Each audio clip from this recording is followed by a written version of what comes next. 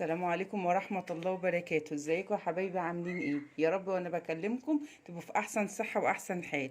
في الاول كده حابة اشكر كل اللي بيتابعوني وبيكتبوا لي تعليقات حلوة، واقول يا رب يجازيكم خير كده بالكلام الحلو دوت. واللي اول مرة يشوفني ما ينساش بقى يشترك في قناتي ويعمل لي لايك عشان ما اطولش عليكم. جاي لكم النهارده في فكرة جميلة قوي، مش عارفة انتوا بتعملوها ولا لا. الورق دوت شايفين معايا كده؟ بسم الله ما شاء الله. يعني بصراحة حماتي اللي معلماني أكله. الورق ده بسم الله ما شاء الله جميل، يعني أنا بدور عليه من السنة للسنة وبخزنه كمان، وأقول لكم طريقة تخزينه. يعني بيبقى عندي أحلى من الكرنب. يعني أنا جايبة كرنباية صغنططة كده على قد جوزي وعيالي، وبخلط معاها بقى. الورق ده ورق اللفت يا حبايبي، اللي بيطلع في المواسم. والله بعشقه عن ورق الكرنب كمان. يعني ما بلاقيه بقيت اجيب كميه واحطها في الفريزر. هقول لكم بنعمل ايه دلوقتي. يعني انا جايبه شويه النهارده ان شاء الله نعملهم جنب الكرنبايه الصغيره دي، بتديها طعم لما يكون متخلط كرنب على ورق اللفت او الخس. انما لوحده بصراحه يعني بيبقى الخضار بتاعه جامد شويه، بس المزازه بتاعته جميله. بتعملي ايه بقى عشان تحتفظي بيه؟ بتجيبي بقى اكياس طبعا بتاعتنا الحلوه ديت، بتاعه الفريزر عادي. وبتبتدي بقى، يعني انت وانت بتشتري كده مثلا اللفت، هتاخدي العروش بتاعته. حتى لو مش عايزه تشتري لفت ولا اي حاجه، ممكن تقولي للراجل انا عايزه شويه اعملهم جنب المحشي عادي يعني.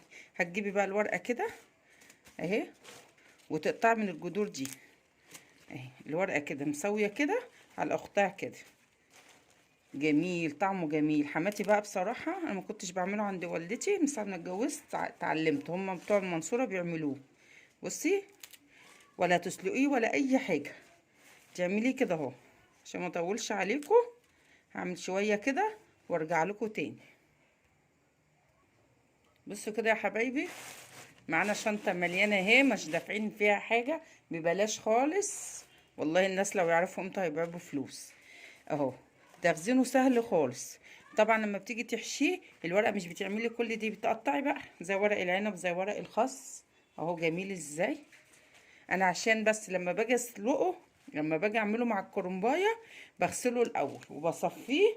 وبعد ما بسلق الكرنبايه البيضه دي الاول، بروح طبعا ببقى حاطه ملح يا دوبك اغطسه يدبل بس، وانزل عليه ميه ساقعه. ده ايه طريقه ان انت تعمليه دلوقتي.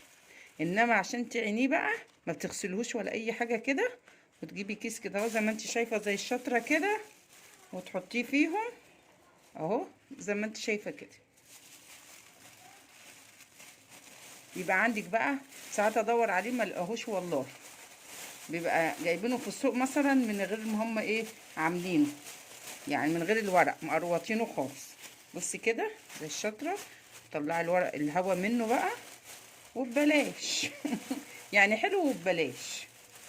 اهو اهو بصي بتطلعي الهوا كده اهو، والله احلى من ورق العنب. جوزك هيفرح بيك، هيقول الولاد دي بتوفر لي طعمه جميل قوي.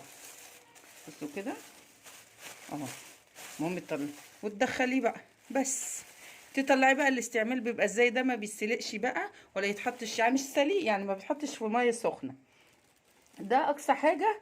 يعني لما تحطيه في الفريزر هو بقى هتطلعيه كده هتلاقي الورقه طريت معاكي تنفع تتحشي. اقصى حاجه تغسليه بقى بميه، تغسليه بميه طبعا عشان احنا عاينينه من غير ما يتغسل. لو غسلتيه هيجمد ومش هيبقى حلو.